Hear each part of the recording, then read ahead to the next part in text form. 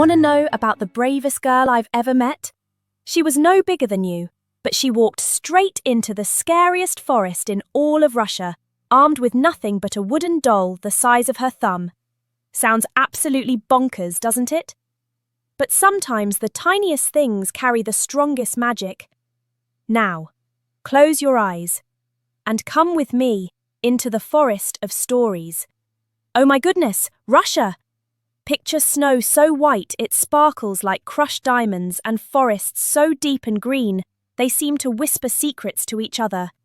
That's where our story begins, in a little wooden house that smelled like fresh bread and pine needles. Vasilisa lived there with her papa, and she was properly beautiful. Hair like spun gold and eyes the colour of summer sky. But here's the brilliant bit about Vasilisa. What made her truly special wasn't how she looked at all. It was the kindest heart in all the land. When Vasilisa was very small, her mama got terribly ill. But before she left for the stars, she pressed something magical into her daughter's palm. A tiny wooden doll with bright button eyes and a painted smile. "Keep her close, my darling," her mama whispered.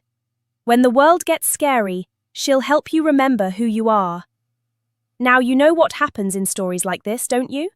Papa remarried a woman with 2 daughters who had, well, let's just say they had hearts made of ice and manners made of thorns. Proper horrible they were. They made Vasilisa do all the washing and sweeping whilst they painted their nails and complained about absolutely everything. But here's what I love about Vasilisa.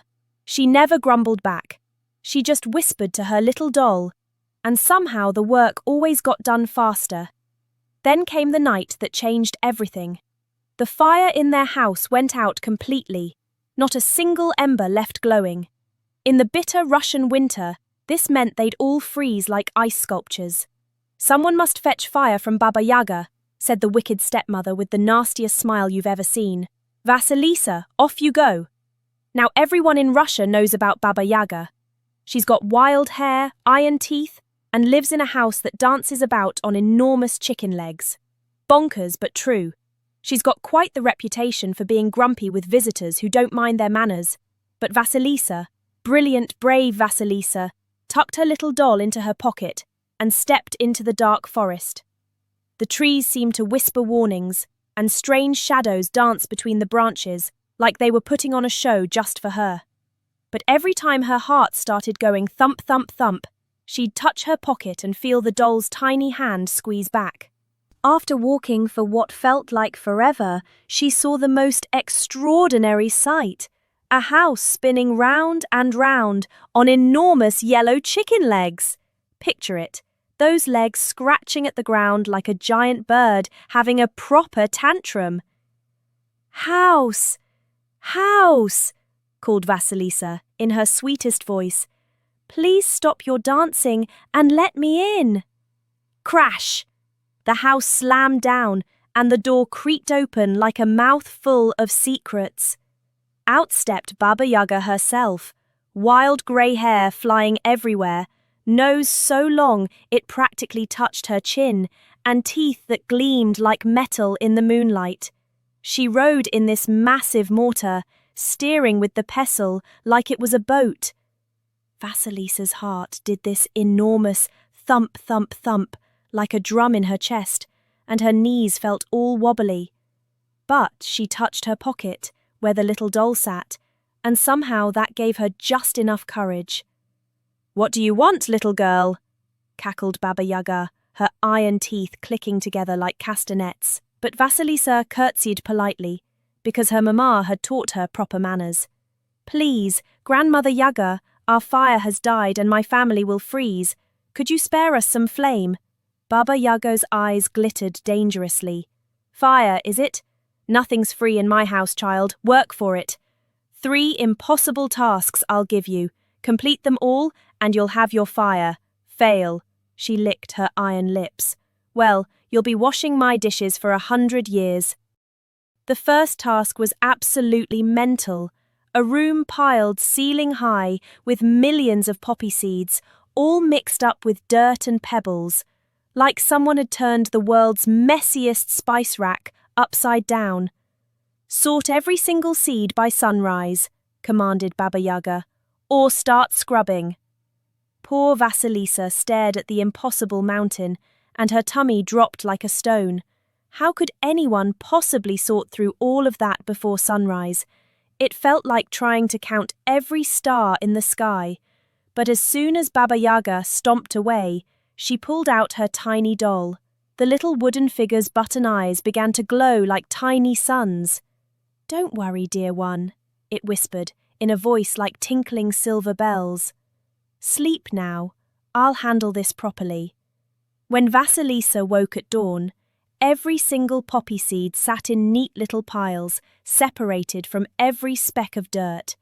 Baba Yaga was absolutely flummoxed. You should have seen her face. The second task was even madder. Separate millions of grains of good corn from rotten corn, all by sunset.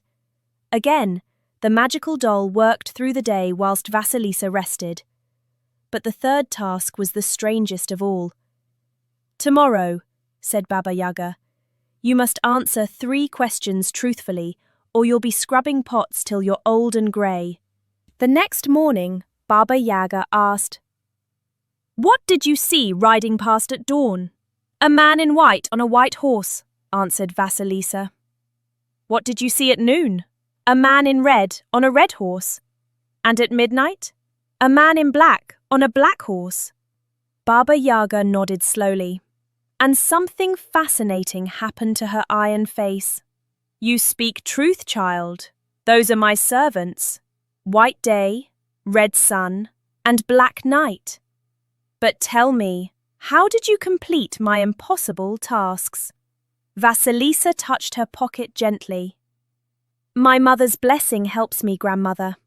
Now here's the absolutely brilliant bit. Even witches understand the power of a mother's love." Baba Yaga's whole expression softened, like ice melting in spring sunshine. "A blessing, not magic tricks or cleverness," she murmured almost to herself. "You've got something rare, little one. A pure heart and the wisdom to trust it. That's worth more than all the magic in Russia." She handed Vasilisa a skull with glowing red eyes. "Here's your fire. But mind you, it burns away all that's false and wicked." Vasilisa carried the skull lantern home through the dark forest, and it lit her path like the friendliest ghost you ever saw.